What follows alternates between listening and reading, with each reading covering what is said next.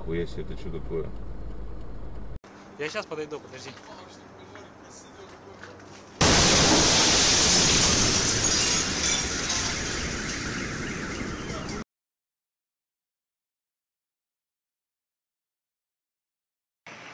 Чё-то он упал куда-то, да? Ебать!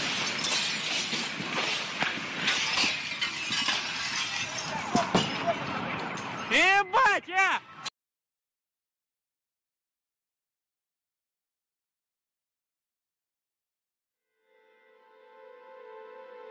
Comets may seem to be alive in that they have some entropic utility.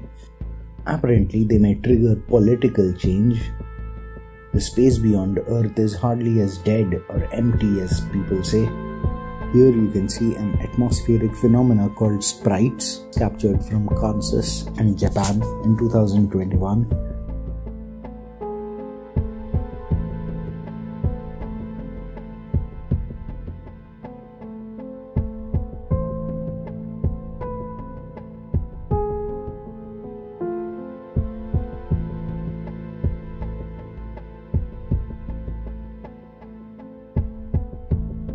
Phenomena like comets or sprites or even the activities of stars in a larger scale are similar to lightning discharge in that they are pro-entropic actions.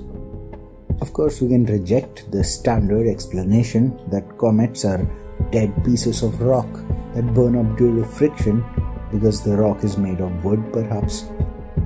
The blazing heads of comets are more like fiery organs, and the comets are moving due to some motive soul, consuming matter along the way. This is how Halley's comet was depicted when it was spotted in England.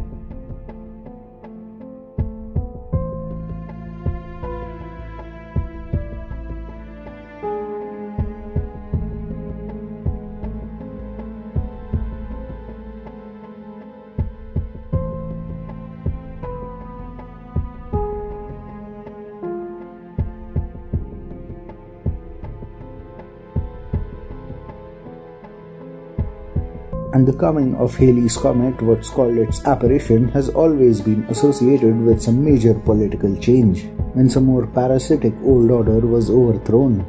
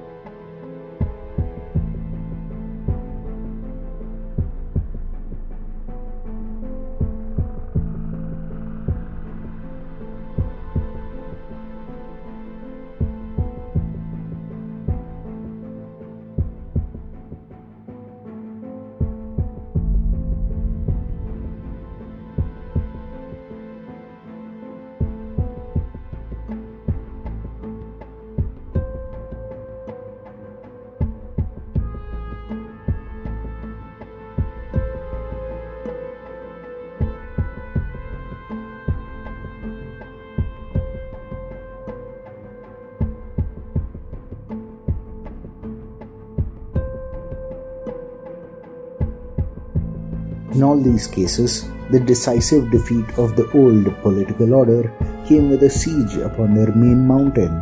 For example, in England in the Battle of Hastings, Harold Godwin's son had taken a defensive position at the top of a hill, Senlac Hill, which is present-day Battle.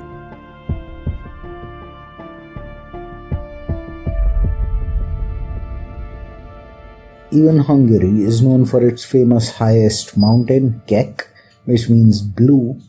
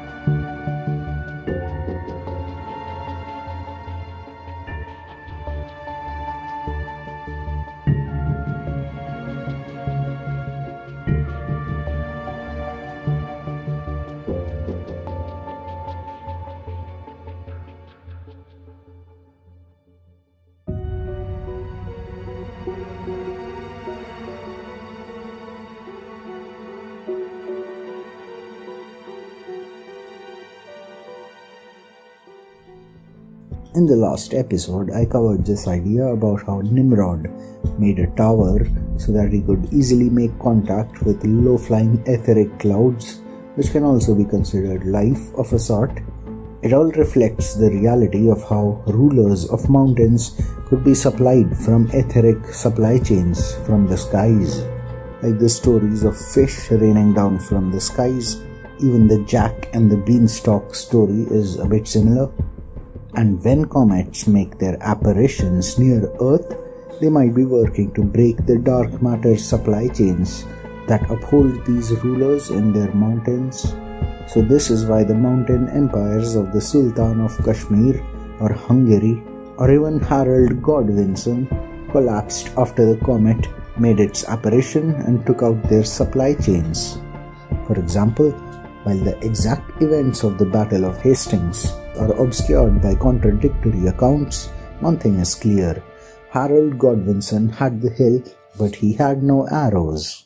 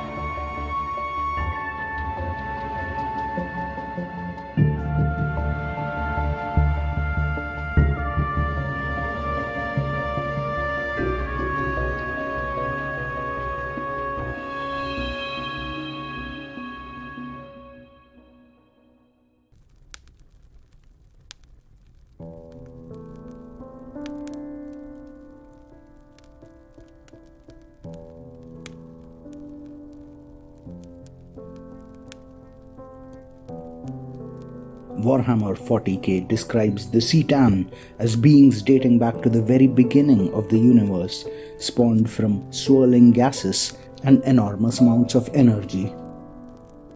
One of the most important aspects of the Citan life form is a black hole that feeds on the light released by matter burnt by a nearby fire, and that fire is what we call stars.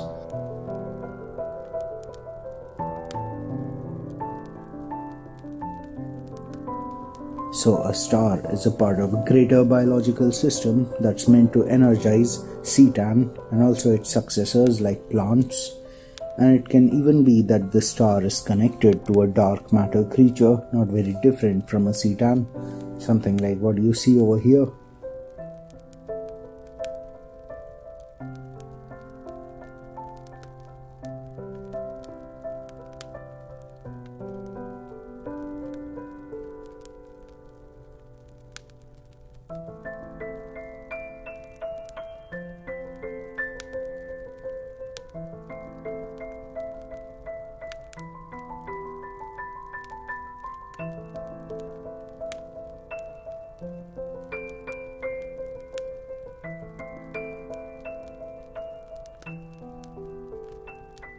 So there's this biological system that is meant to devour the more energy parasitic. The star is similar to the fiery eye which you see over here, which is equipped on an old god.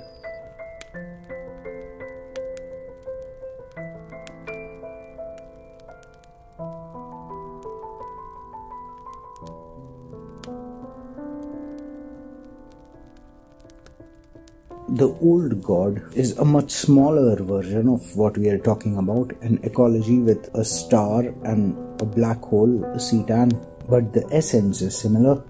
So if the star can be seen as the tip of the iceberg, then the iceberg itself can be compared to an anglerfish. As in a comet, there seems to be a body beyond the star which is much less baryonic.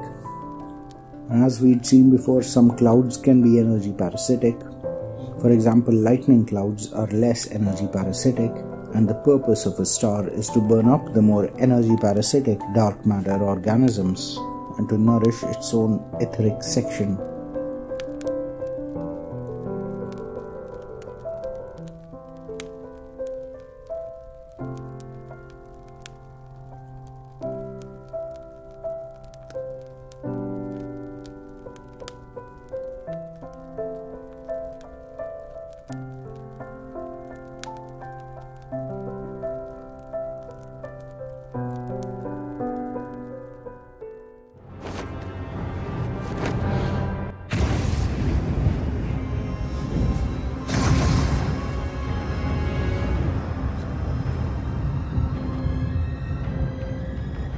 put the mortal below deck if you want him to live.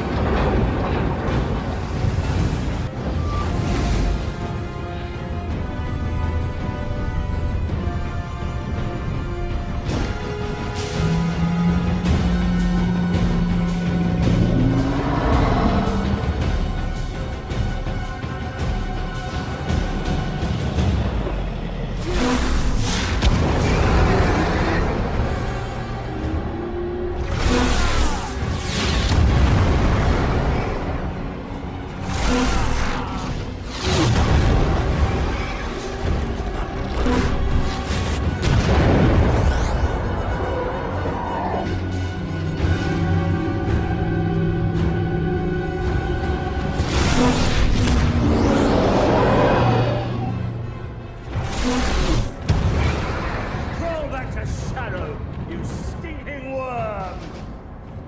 You shall never feast on my creation. Try as you might. Things would be different if I could dwell amongst my children in the Garden of the Nile. It is my burden to fight the demon Apophis night after night. Egypt must never be destroyed by chaos. One question is, what happens to the energy that's collected by the Cetan from the starlight? Lore suggests that the Cetan can help others extend their lives, so others may use the energy gathered by the Cetan to rejuvenate their own life energy. And what I'm talking about over here is what the Egyptians called Ka.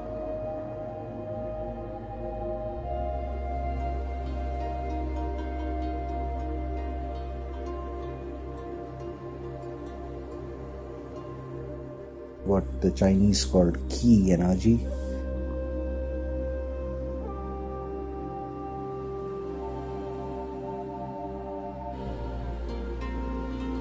So the Cetan is a life form which harvests the energies released by the baryonic star.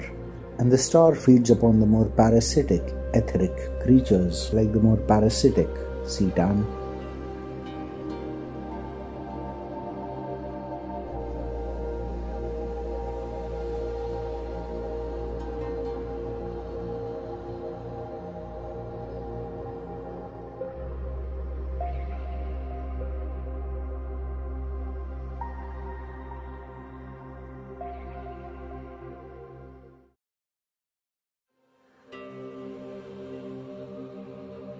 Warcraft lore says that what monks call Chi is spirit energy, the inner energy inside all living beings.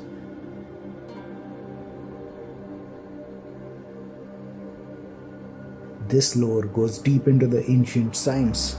It mentions something called anima as the essence of mortal souls. Anima can be simply understood as what animates tissue. Energy flows across space, as in the old idea about souls. It associates anima with two aspects called spirit and decay. The neuroscience covered in part 1 makes it clear that spirit is the more norepinephrine associated aspect, which is entropic and creative, while decay is the more survival oriented aspect, more associated with dopamine. One thing is clear, that more complex organs have more spirit, and blood can be seen as a flowing organ. In fact, it can even get cancer, so blood has more spirit.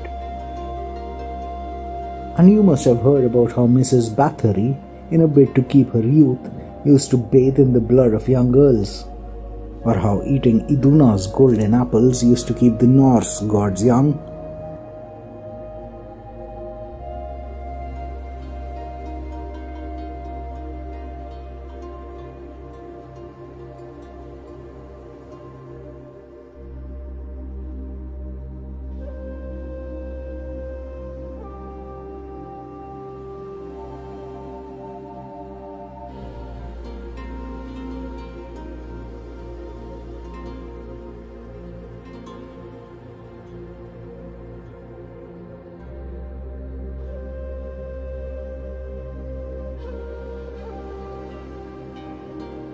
In fact, matter with more spirit is high quality food.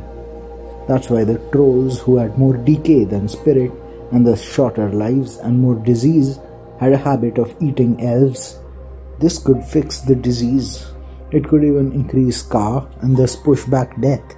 But Ka, or vital energy, could also be harvested by the primordial serpents, since the myth says that the serpent Vasuki is used for the process. This etheric serpent's head, similar to a comet's core, evokes Warhammer 40k's Umbra, an intelligent alien species that appears as a black sphere to the naked eye, but possesses the capacity to manipulate shadows as weapons. This could be linked to what Forgotten Realms lore describes as negative energy.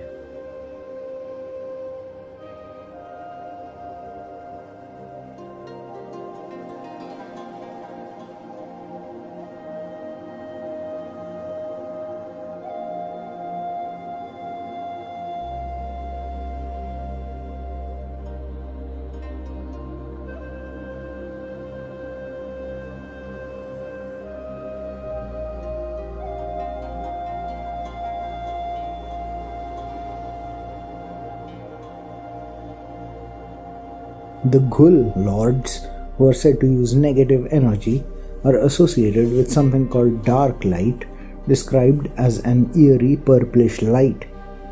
And purple is the last color in the visible spectrum of light. So beings dealing with negative energy are a kind of energetic life, but they don't release light in our visible spectrum. They just begin to release light at the edge of the visible spectrum at the color purple. Reports say that the touch of a shade is very cold. Contact drains energy, leaving one paralyzed. The energy they drain is presumably stored as negative energy, which is a term that also makes an appearance in modern science. Some scientists associate negative energy with anti-gravity, long-range space travel by wormholes, using what they call warp drives of spacecraft, and even time travel, but I must leave that resource for another day.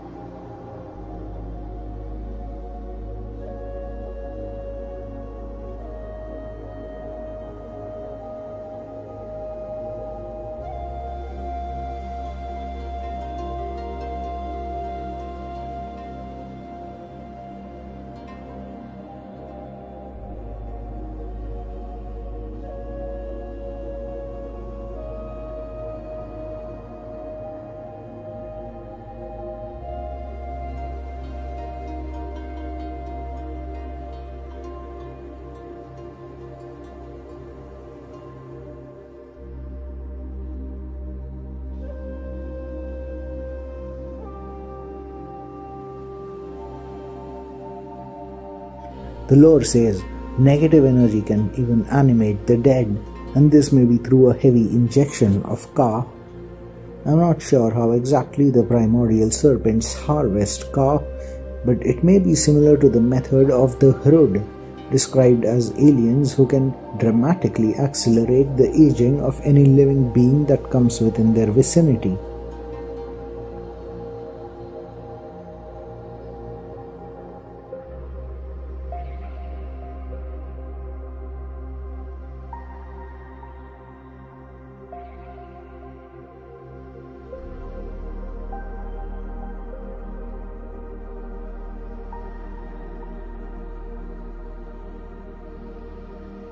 It also reminds one of the demon prince Demogorgon's whip-like tail, which had the ability to drain the life energy right out of a living foe.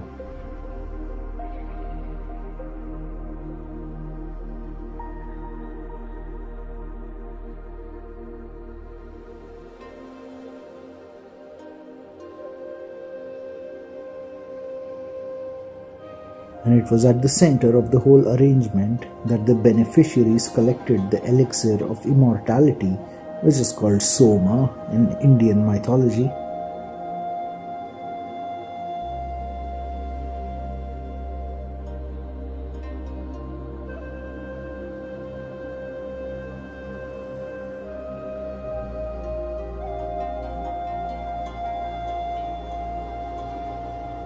In fact, the ancient symbol of the swastika represents just this, the cloud-like primordial serpents rallying around the center like the black hole at the galactic center.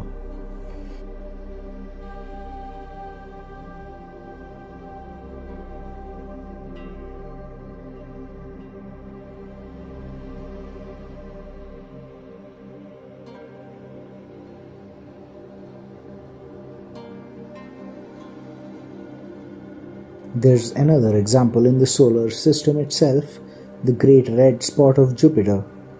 Now this film called Jupiter Ascending claims that this storm conceals the entrance to a refinery where a certain Balaam Abrasax produces an elixir of immortality.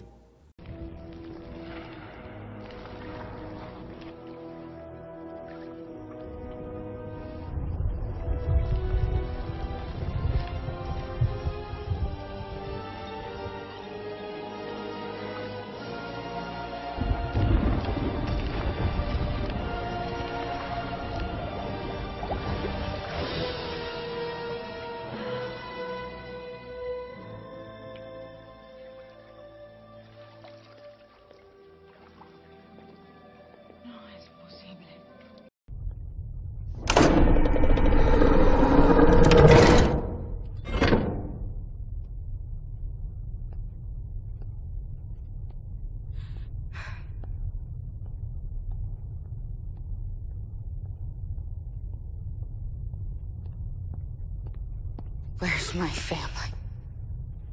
You should have stayed, Dad. I am not your mother. No, my mother never cleaned a toilet in her life. Maybe that was her problem. My mother.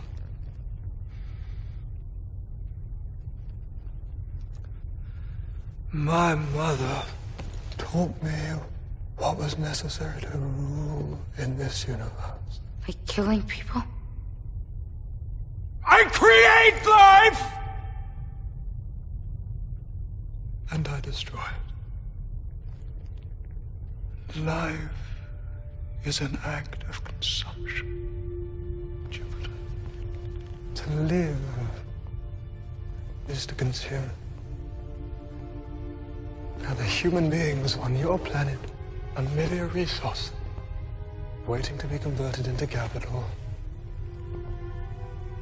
And this entire enterprise is just a small part in a vast and beautiful machine defined by evolution, designed to a single purpose: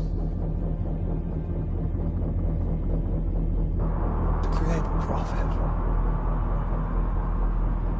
That's what your mother taught you, then I could see why you hated her. I loved my mother. And yet you're trying to kill me. My mother made me understand that every human society is a pyramid, and that some lives will always matter more than others. And it's better to accept this than to pretend it isn't true.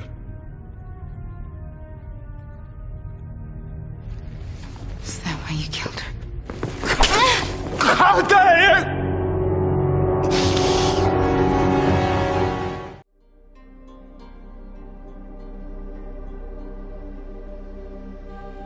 Such harvesting of Ka is what's called celestial agriculture.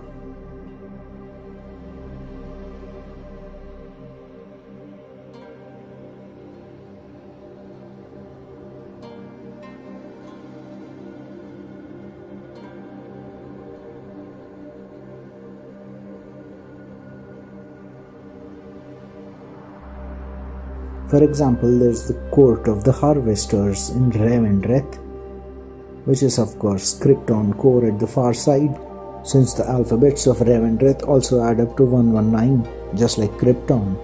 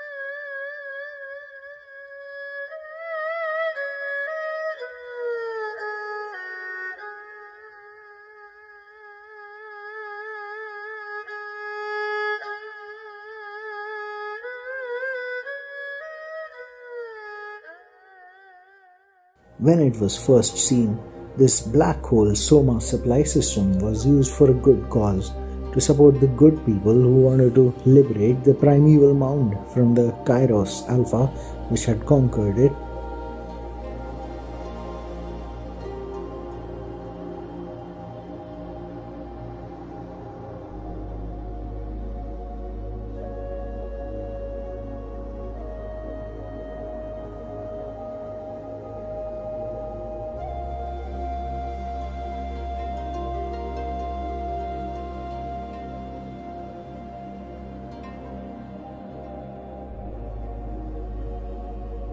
The trolls who dominated the late First Age are remembered as ogres.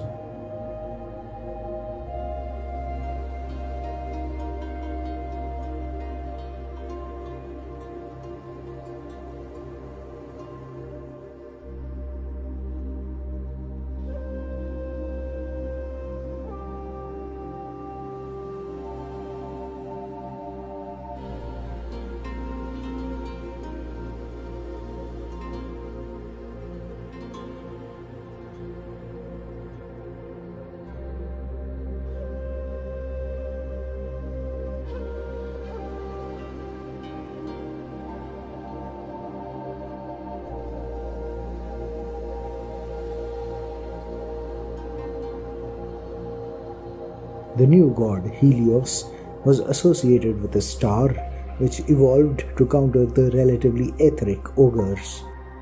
An example of how light might counter the more etheric creatures is how they say about the Umbra that light is their only known weakness.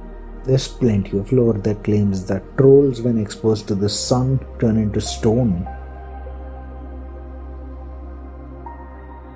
This first star is the most important of a type of life form which is called a fire elemental, which is infused with spirit, and apparently there's a substance called ichor which runs through its veins, just how blood runs through ours.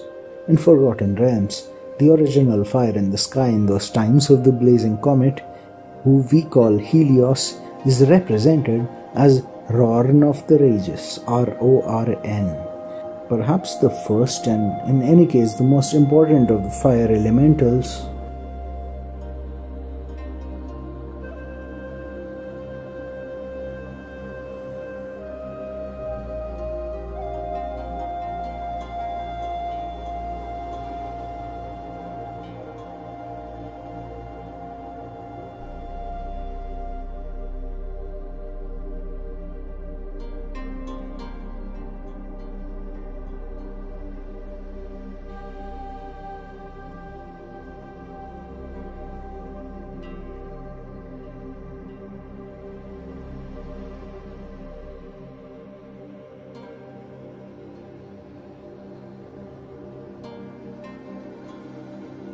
The defining event of this period in which Helios tried to stabilize the earth was called the Dawn War, as we'll see. And what type of creature was Rorn anyway? It must be what they call Eo-Draco, or Dawn Dragon in a dead language, described as a genus of prehistoric proto-dragons, about whom the information provided seems a bit speculative and unreliable.